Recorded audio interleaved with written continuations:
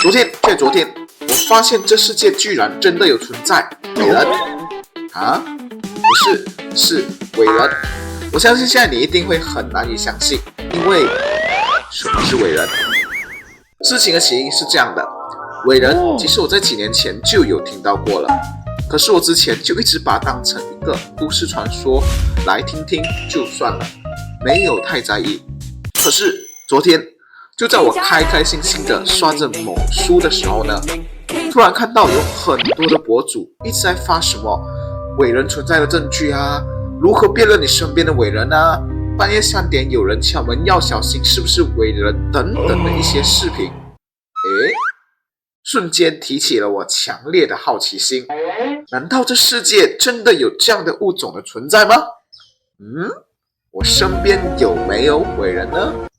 哦对了，说了那么久，还没有说到底什么是伟人呢？其实伟人就是一种长相与人类极其相似，会模仿人类正常行为，但是行为举止却十分奇怪的一种生物。据传它会模仿你身边很熟悉的人，就比如你的妈妈、你的朋友、你的父母、你的亲人等等，来靠近你，并把你骗到荒郊偏僻的地方，把你拿了，代替你继续的生活。听着挺恐怖啊，真的有这么厉害吗？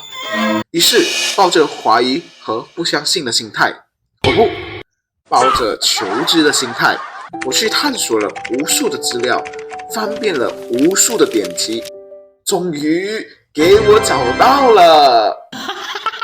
什么嘛，就如我预料的一样，假的。它就是一个美国 YouTuber Alex Christer 在2011年创作的一个作品《曼德拉记录》。害我还特地开了一个影片，本来以为会很劲爆，结果是假的。不过这个伟人的确是假的，没错。但是我们可以来了解一下跟它相对应的曼德拉效应，因为根据我的调查，伟人的灵感就是来自于这个曼德拉效应。首先要了解曼德拉效应，我要先问你们几个问题。第一，在你的记忆中，是不是皮卡丘的尾巴尖端是黑色的，还是就是黄色的呢？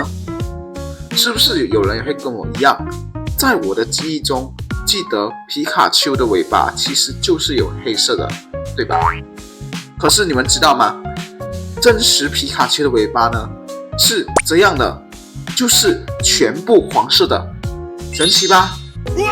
还有第二个，蒙娜丽莎的微笑画像，是不是在印象里面蒙娜丽莎其实是板着脸的？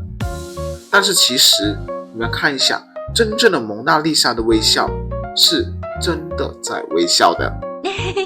还有第三个，就是在宫斗剧《甄嬛传》中，有很多人记得曾经有过侍女简秋要给甄嬛下毒的情节，并且引人注目的是，简秋她还是利用指甲将毒藏了起来。但实际上，有人回顾了所有的剧情，却发现根本就没有这样的剧情啊。那究竟是为什么会有这样的现象发生呢？对，这就是所谓的曼德拉效应。它指的就是大部分人集体有一个共同的虚假记忆，它是一种都市传说或者说阴谋论。支持这一论点的人认为，他们的生活已经从原本的平行宇宙透过时空跳跃进入了现在的平行宇宙，而反对者则认为这并不存在，就是一个谬论。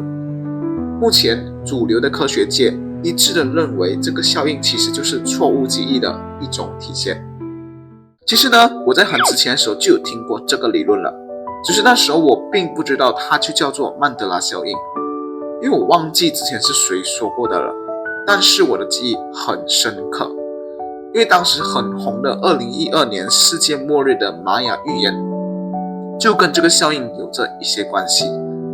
我记得是有人说过，其实2012年的玛雅预言可能真的已经发生了，而我们也在那场灾难中嘎了，只是我们的记忆去到了另一个平行时空的自己，因此才会有这个记忆偏差的情况出现。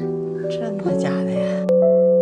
要知道，当时我看到这个的时候，我觉得我的天都塌了。真的吗？我已经死了吗？而且对于当时2012年的末日预言，其实当时我是很绝望的，因为我就在12月24号生日的。可是你们知道吗？末日那几天就正好是21号、22号、23号。你们说这不存心搞我吗？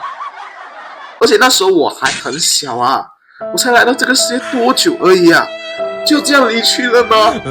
我还有很多事情都没体验、没做过呢。我不干了。好在最后什么也没有发生，否则现在就不会有这个影片，我们这个线上对话就发生不了了。那你们一定很好奇，这个曼德拉效应跟伟人究竟有什么关系啊？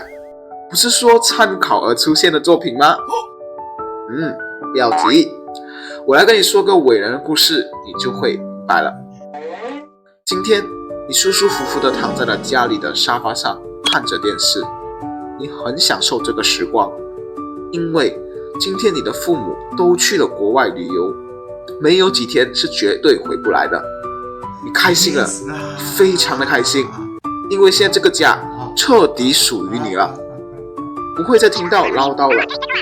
可是就在你很享受的时候，突然听到了一阵敲门声。这时候你疑惑了，半夜3点，谁会在这个时候找你啊？透过猫眼一看，你惊讶的发现，居然就是那个你远在国外的爸妈回来了。不是今天啊，我没记错啊。可是看着外面2个样貌就是你父母的人，声音还一模一样，你会选择相信看到的事实，还是你脑中记忆呢？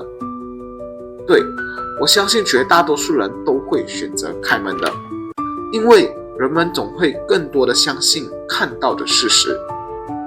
而这就是伟人参考曼德拉效应的一个故事，就是利用了你的记忆偏差。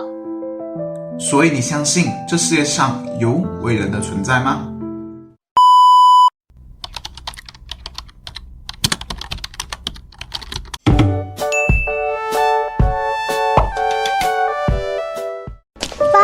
拜拜拜拜。See ya.